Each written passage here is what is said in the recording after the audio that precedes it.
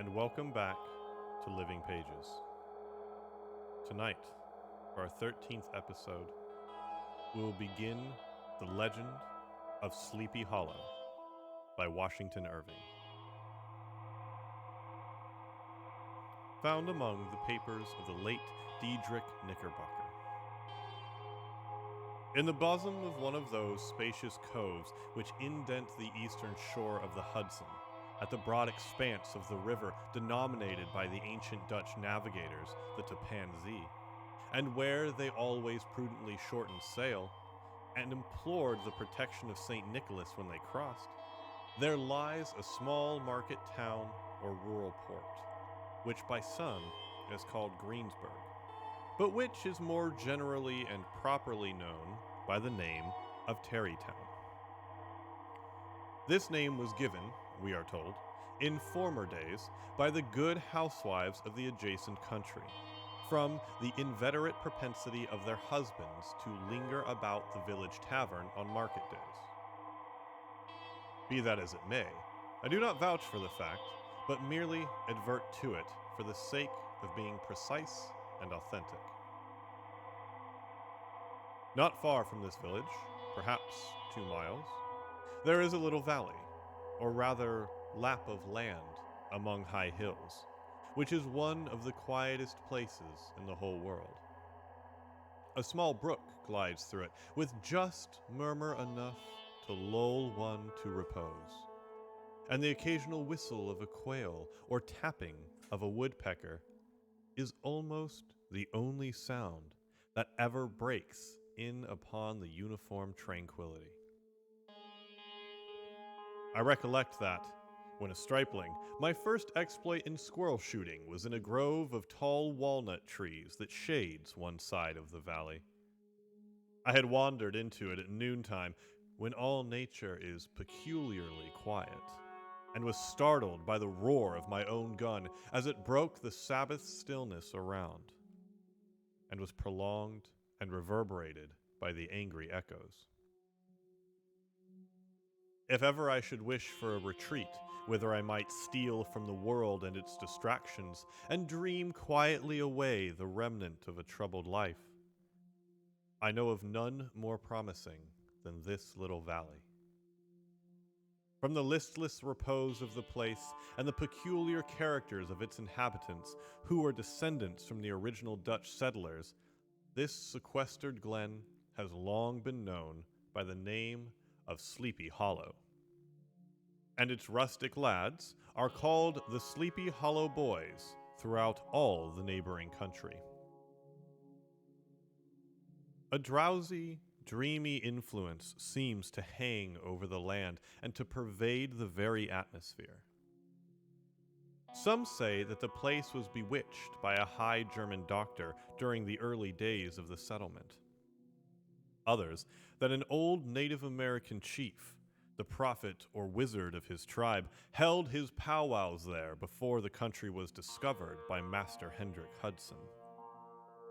Certain it is, the place still continues under the sway of some witching power that holds a spell over the minds of the good people, causing them to walk in a continual reverie. They are given to all kinds of marvelous beliefs, are subject to trances and visions, and frequently see strange sights and hear music and voices in the air. The whole neighborhood abounds with local tales, haunted spots, and twilight superstitions. Stars shoot, and meteors glare oftener across the valley than in any other part of the country. And the nightmare, with her whole ninefold, seems to make it the favorable scene of her gambols. The dominant spirit, however, that haunts this enchanted region and seems to be commander-in-chief of all the powers of the air, is the apparition of a figure on horseback without a head. It is said by some to be the ghost of a Hessian trooper, whose head had been carried away by a cannonball in some nameless battle during the Revolutionary War, and who is ever and anon seeking by the country folk, hurrying along in the gloom of the night as if on the wings of the wind.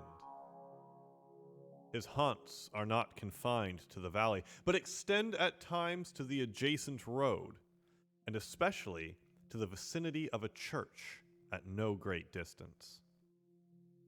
Indeed, certain of the most authentic historians of those parts who have been careful in collecting and collating the floating facts concerning this specter allege that the body of the trooper having been buried in the churchyard, the ghost rides forth to the scene of battle in nightly quest of his head, and that the rushing speed with which he sometimes passes along the hollow, like a midnight blast, is owing to his being belated, and in a hurry to get back to the churchyard before daybreak. Such is the general purport of this legendary superstition, which has furnished materials for many a wild story in that region of shadows. And the specter is known at all the country firesides by the name of the Headless Horseman of Sleepy Hollow. It is remarkable that the visionary propensity I have mentioned is not confined to the native inhabitants of the valley, but is unconsciously imbibed by everyone who resides there for a time. However wide awake they may have been before they entered that sleepy region, they are sure, in a little while, to inhale the witching influence of the air and begin to grow imaginative, to dream dreams, and see apparitions. I mention this peaceful spot with all possible laud, for it is in such little retired Dutch valleys, found here and there, embosomed in the great state of New York, that population manners and customs remain fixed. While the great torrent of migration and improvement which is making such incessant changes in other parts of this restless country sweeps by them unobserved. They are like those little nooks of still water which border a rapid stream, where we may see the straw and bubble riding quietly at anchor, or slowly revolving in their mimic harbor, undisturbed by the rush of the passing current. Though many years have elapsed since I trod the drowsy shades of Sleepy Hollow, yet I question whether I should not still find the same trees and the same families vegetating in its sheltered bosom.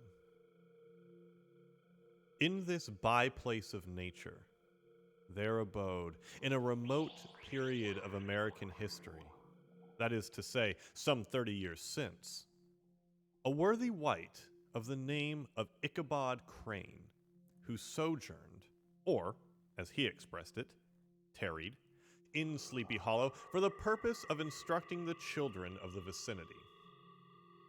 He was a native of Connecticut, a state which supplies the Union with pioneers for the mind as well as for the forest, and sends forth yearly its legions of frontier woodsmen and country schoolmasters. The cognomen of Crane was not inapplicable to his person. He was tall, but exceedingly lank, with narrow shoulders, long arms and legs, hands that dangled a mile out of his sleeves, feet that might have been served for shovels, and his whole frame most loosely hung together. His head was small and flat at top, with huge ears, large green glassy eyes, and a long snipe nose, so that it looked like a weathercock perched upon his spindle neck to tell which way the wind blew. To see him striding along the profile of a hill on a windy day, with his clothes bagging and fluttering about him, one might have mistaken him for the genius of famine descending upon the earth, or some scarecrow eloped from a cornfield. His schoolhouse was a low building of one large room, rudely constructed of logs, the windows partly glazed and partly patched with leaves of old copy books. It was most ingeniously secured at vacant hours by a withe twisted in the handle of the door, and stakes set against the window shutters so that, though a thief might get in with perfect ease, he would find some embarrassment in getting out. An idea most probably borrowed by the architect, Jost von Hutten, from the mystery of an eel pot.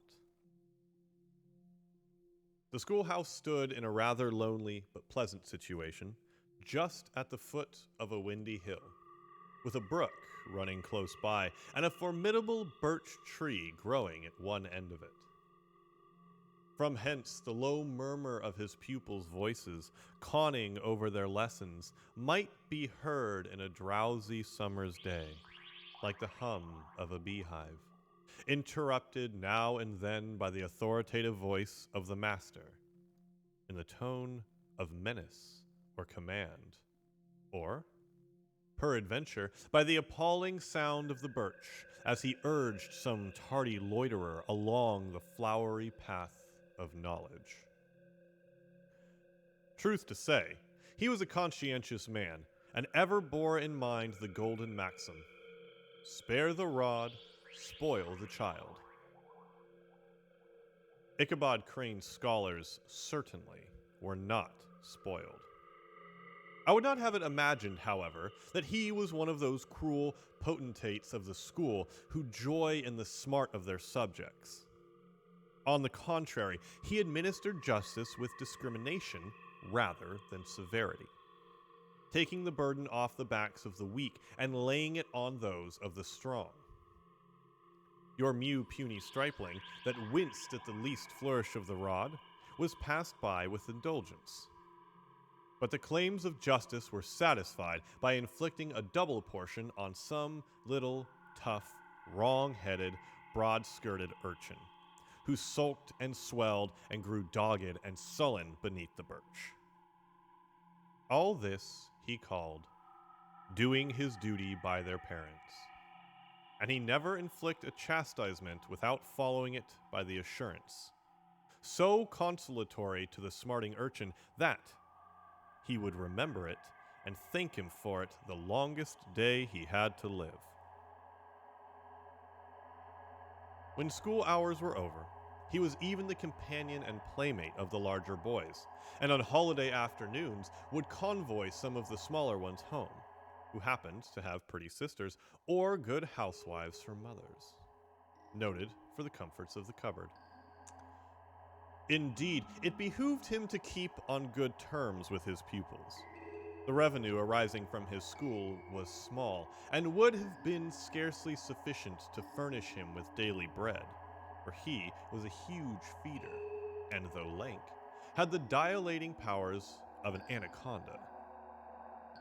But to help out his maintenance, he was, according to country custom in those parts, boarded and lodged at the houses of the farmers, whose children he instructed.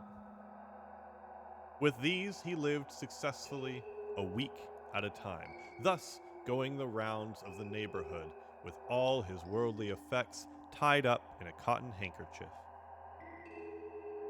That all this might not be too onerous on the purses of his rustic patrons, who are apt to consider the cost of schooling a grievous burden, and schoolmasters as mere drones, he had various ways of rendering himself both useful and agreeable.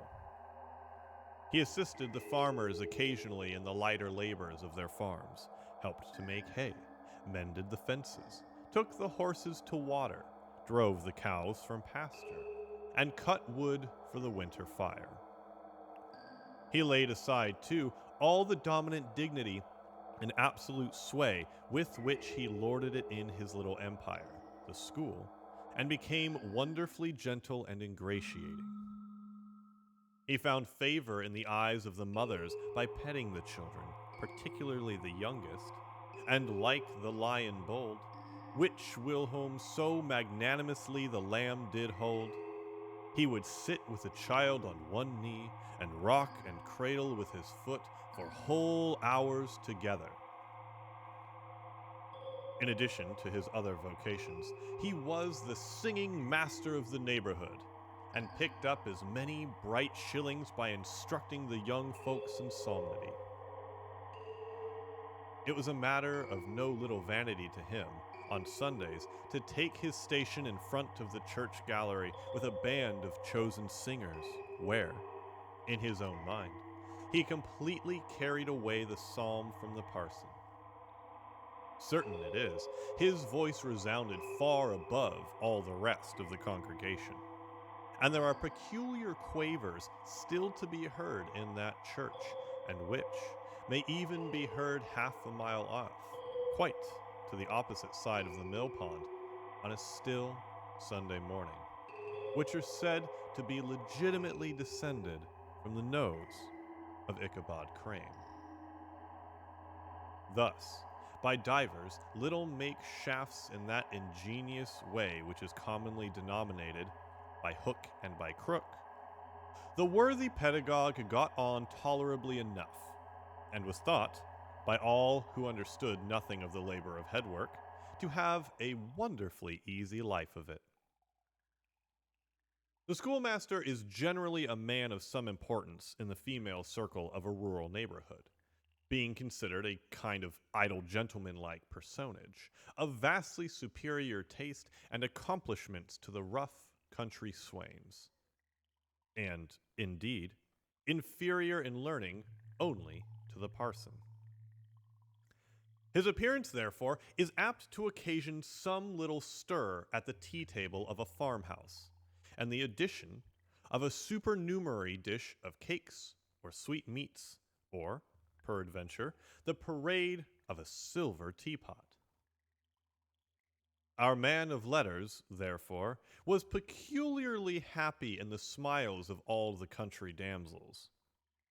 How he would figure among them in the churchyard between services on Sundays, gathering grapes for them from the wild vines that overrun the surrounding trees, reciting for their amusements all the epitaphs on the tombstones, or sauntering with a whole bevy of them along the banks of the adjacent mill pond, while the more bashful country bumpkins hung sheepishly back, envying his superior elegance and address.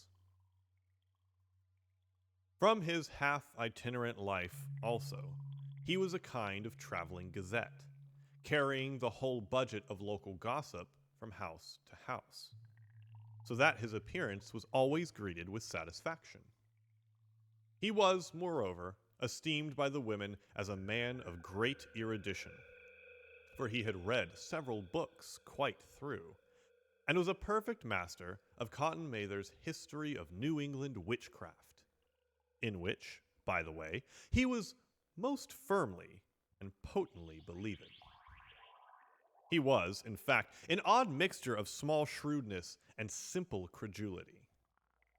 His appetite for the marvelous and his powers of digesting it were equally extraordinary, and both had been increased by his residence in this spellbound region.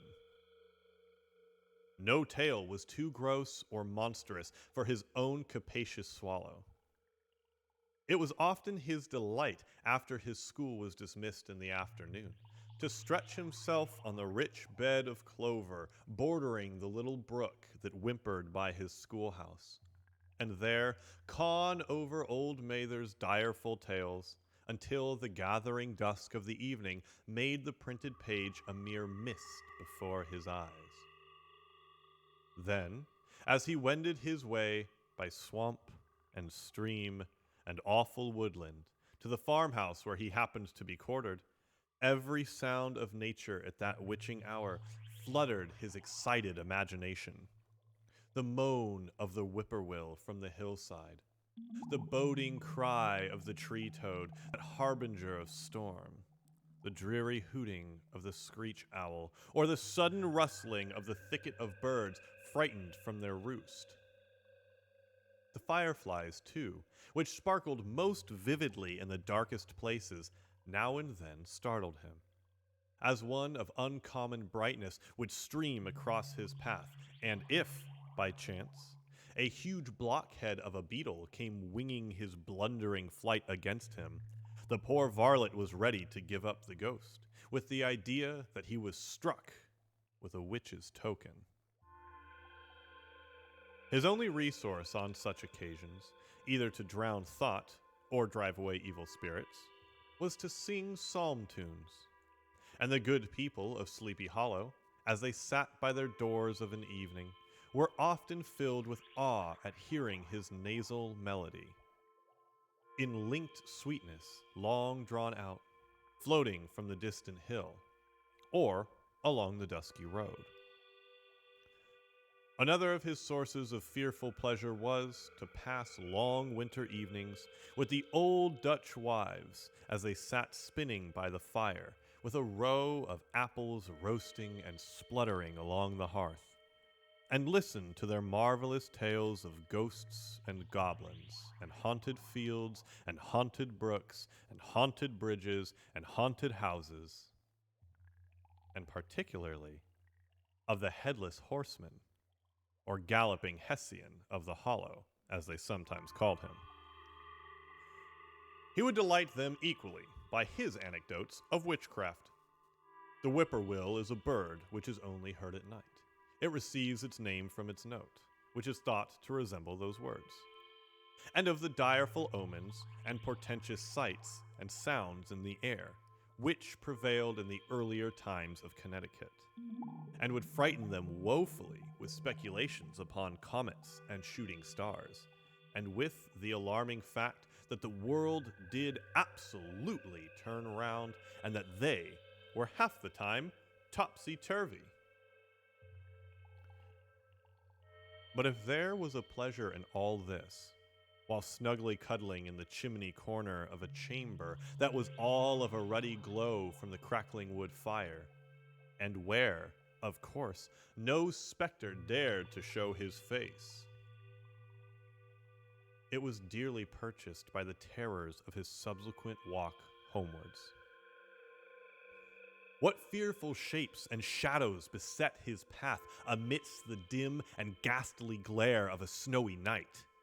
With what wistful look did he eye every trembling ray of light streaming across the waste fields from some distant window! How often was he appalled by some shrub covered with snow, which, like a sheeted spectre, beset his very path! How often did he shrink with curdling awe at the sound of his own steps on the frosty crust beneath his feet, and dread to look over his shoulder, lest he should behold some uncouth being tramping close behind him. And how often was he thrown into complete dismay by some rushing blast howling among the trees, in the idea that it was the galloping Hessian on one of his nightly scourings. All these, however, were mere terrors of the night, phantoms of the mind that walk in darkness. And though he had seen many specters in his time, and been more than once beset by Satan in divers shapes, in his lonely preambulations, yet daylight put an end to all these evils. And he would have passed a pleasant life of it, in despite of the devil and all his works, if his path had not been crossed by a being that causes more perplexity to mortal man than ghosts, goblins, and the whole race of witches put together. And that was a woman.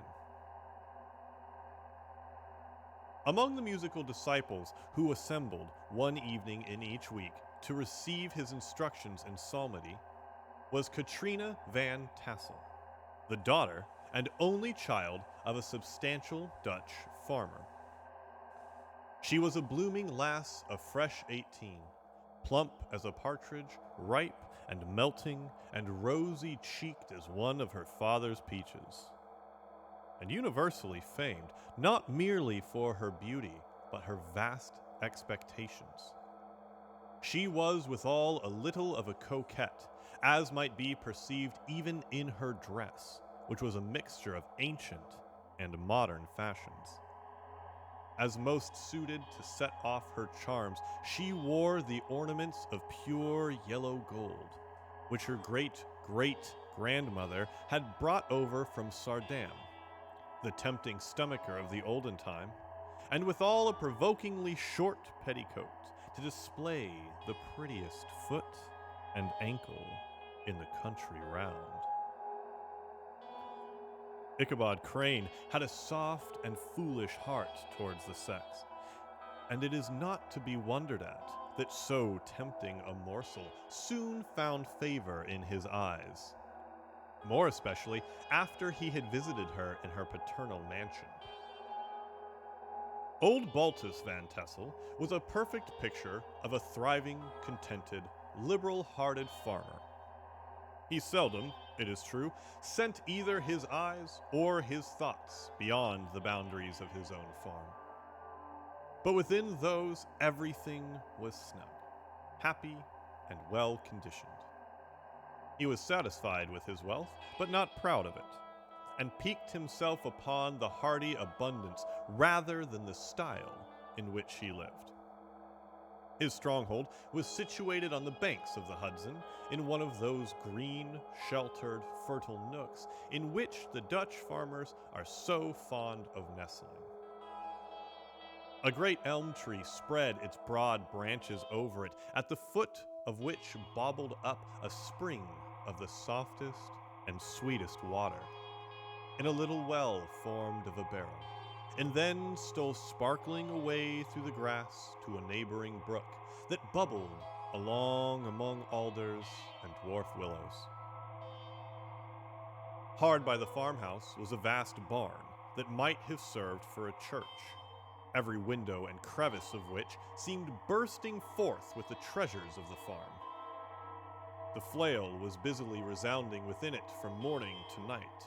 Swallows and martins skimmed twittering about the eaves, and rows of pigeons, some with one eye turned up, as if watching the weather, some with their heads under their wings or buried in their bosoms, and others swelling and cooing and bowing about their dames, were enjoying the sunshine on the roof.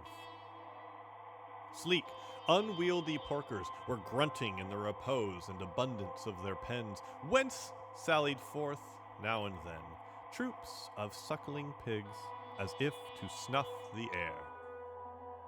A stately squadron of snowy geese were riding in an adjoining pond, convoying all whose fleets of ducks. Regiments of turkeys were gobbling through the farmyard, and guinea fowls fretting about it, like ill-tempered housewives with their peevish, discontented cry. Before the barn door strutted the gallant cock, that pattern of a husband, a warrior, and a fine gentleman, clapping his burnished wings and crowning in the pride and gladness of his heart. Sometimes tearing up the earth with his feet, and then generously calling his ever-hungry family of wives and children to enjoy the rich morsel which he had discovered. The pedagogue's mouth watered as he looked upon this sumptuous promise of luxurious winter fare. In his devouring mind's eye, he pictured to himself every roasting pig running about with a pudding in its belly and an apple in its mouth. The pigeons were snugly put to bed in a comfortable pie and tucked in with a coverlet of crust. The geese were swimming in their own gravy, and the ducks pairing cozily in dishes like snug married couples with a decent competency of onion sauce. In the porkers, he saw carved out the future sleek side of bacon and juicy, relishing ham. Not a turkey, but he beheld daintily trussed up, with its gizzard under its wing, and peradventure a necklace of savory sausages. And even bright Chanticleer himself lay sprawling on his back in a side dish with uplifted claws, as if craving that quarter which his chivalrous spirit disdained to ask the living.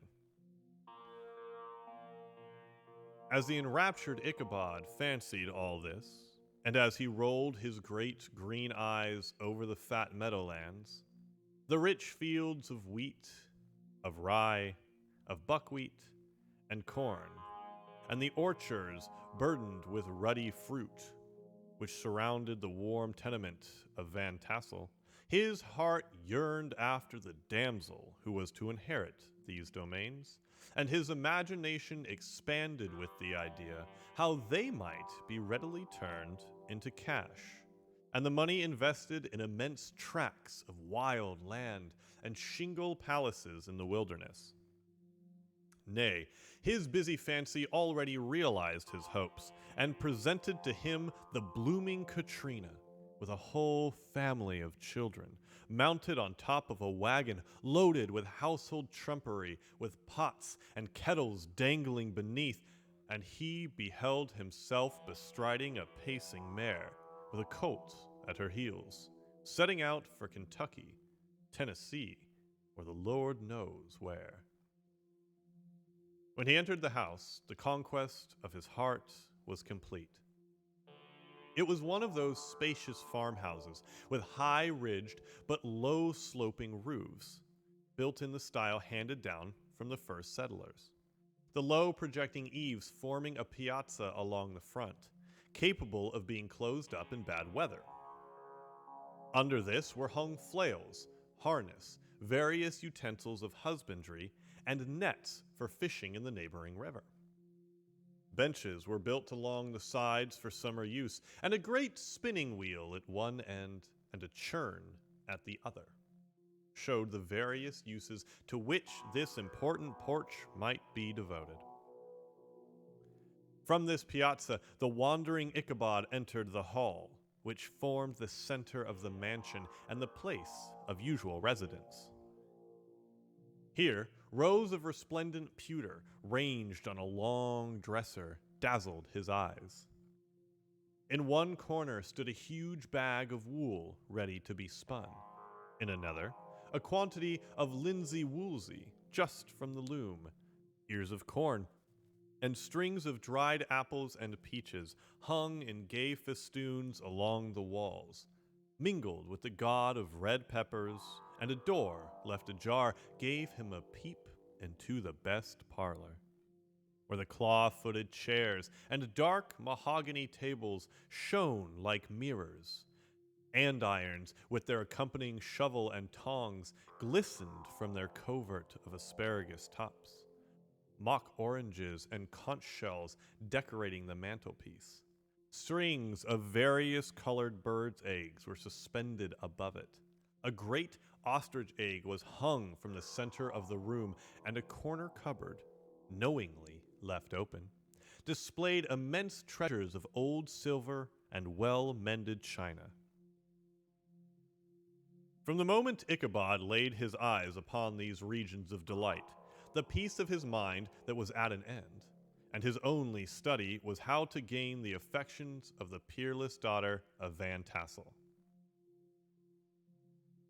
In this enterprise, however, he had more real difficulties than generally fell to the lot of a knight-errant of yore, who seldom had anything but giants, enchanters, fiery dragons, and such like easily conquered adversaries to contend with, and had to make his way merely through gates of iron and brass and walls of adamant to the castle keep, where the lady of his heart was confined. All which he achieved as easily as a man would carve his way to the center of a Christmas pie, and then the lady gave him her hand as a matter of course. Ichabod, on the contrary, had to win his way to the heart of a country coquette, beset with a labyrinth of whims and caprices which were forever presenting new difficulties and impediments. And he had to encounter a host of fearful adversaries of real flesh and blood, the numerous rustic admirers who beset every portal to her heart, keeping a watchful and angry eye upon each other, but ready to fly out in the common cause against any new competitor. Among these, the most formidable was a burly, roaring, roistering blade of the name of Abraham, or, according to the Dutch abbreviation, Brom van Brunt, the hero of the country round, which sang with his feasts of strength and hardihood. He was broad-shouldered and double-jointed, with short, curly black hair and a bluff, but not unpleasant countenance, having a mingled air of fun and arrogance. From his Herculean frame and great powers of limb, he had received the name of Brom Bones, by which he was universally known. He was famed for great knowledge and skill in horsemanship, being as dexterous on horseback as a Tartar.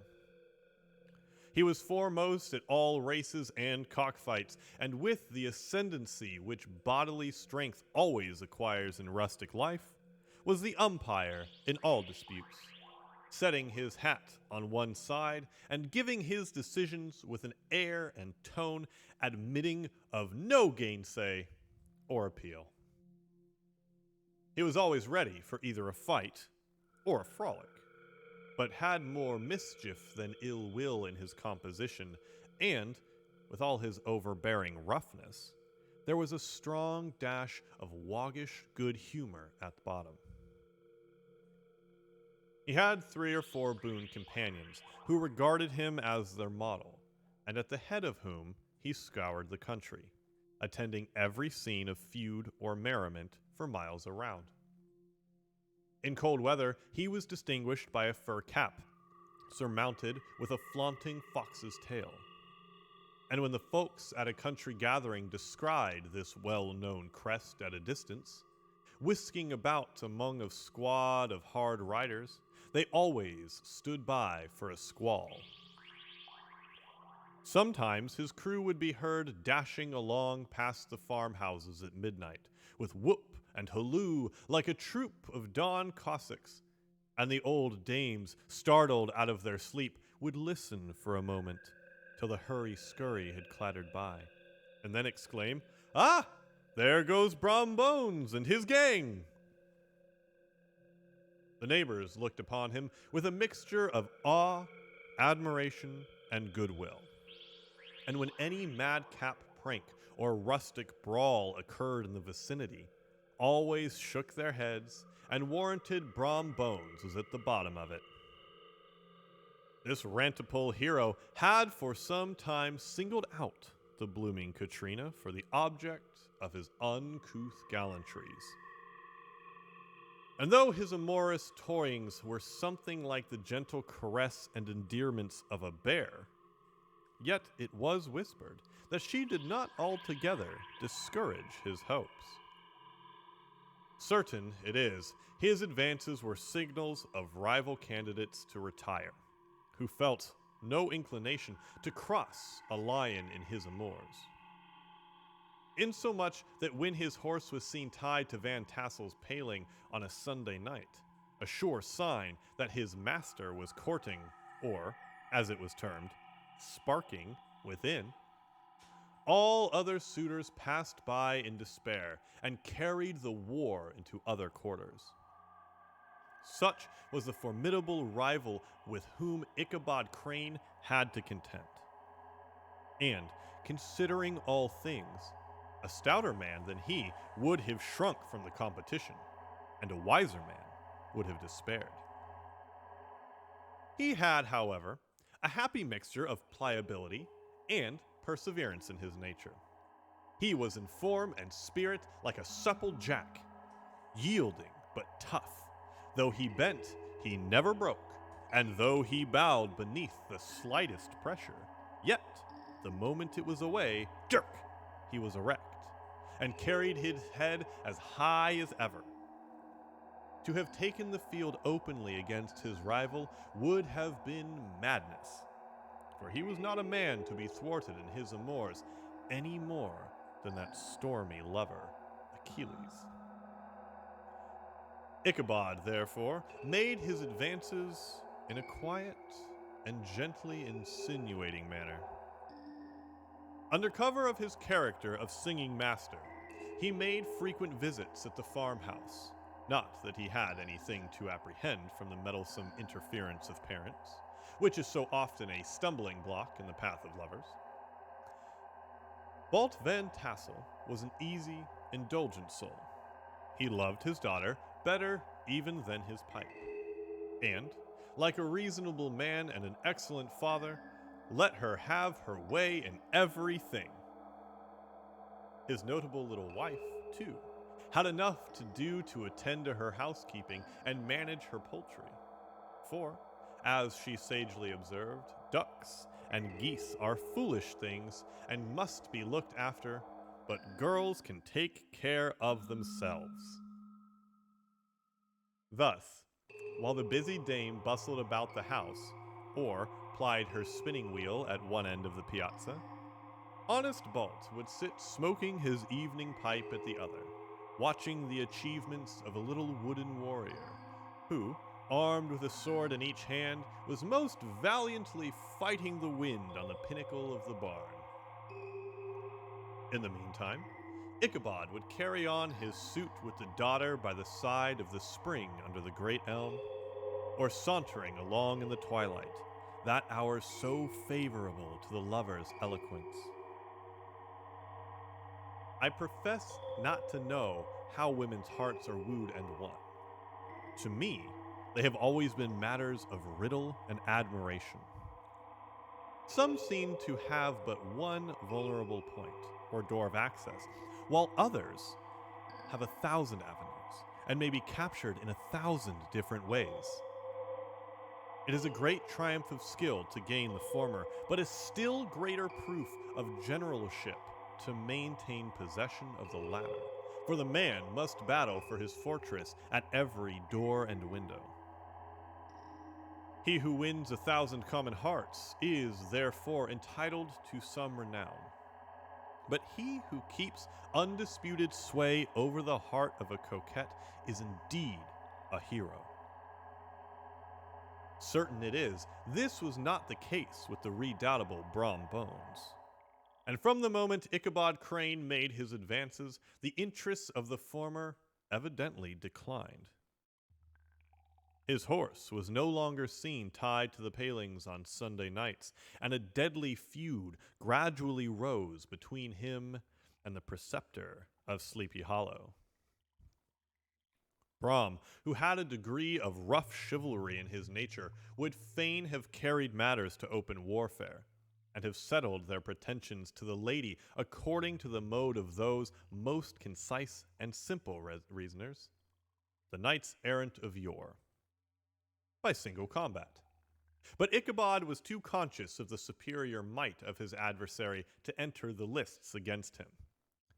He had overheard a boast of Bones that he would double the schoolmaster up and lay him on a shelf of his own schoolhouse. And he was too wary to give him an opportunity. There was something extremely provoking in this obstinately pacific system. It left Brom no alternative but to draw upon the funds of rustic wagery in his disposition, and to play off boorish practical jokes upon his rival. Ichabod became the object of whimsical persecution to Bones and his gang of rough riders.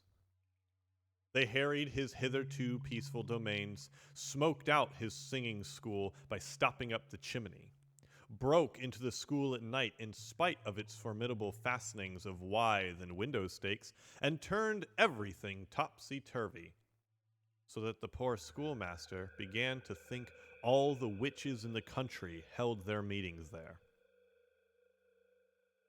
But what was still more annoying, Brom took all opportunities of turning him into ridicule in presence of his mistress, and had a scoundrel dog whom he taught to whine in the most ludicrous manner, and introduced as a rival of Ichabod's to instruct her in psalmody.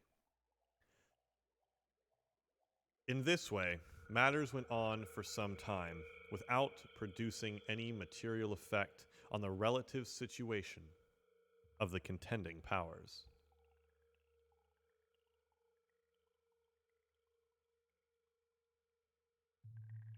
Join us next time for the conclusion of Sleepy Hollow. Thanks for stopping in, and I hope to see you soon.